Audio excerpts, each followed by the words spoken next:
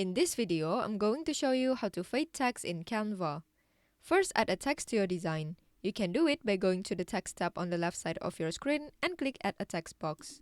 Then change the text to whatever you want and go to the top toolbar to change the font style, size, and color.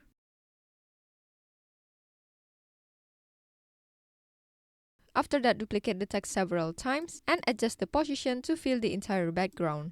Once your text layout is ready, click Share in the top right. Then click Download, choose the file type as PNG, and click this purple download button. Upload the PNG back to Canva by dragging it like this, and place it on a new page.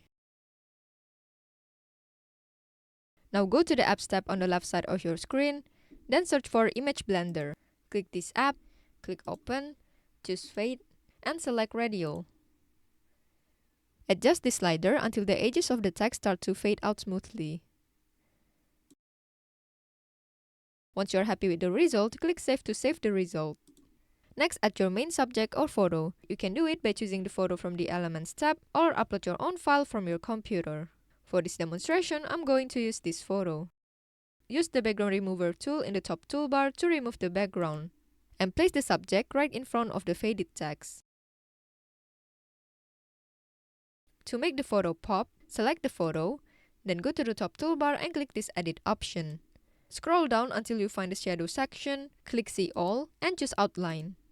And lastly, you can set the outline size, color, and intensity in the settings.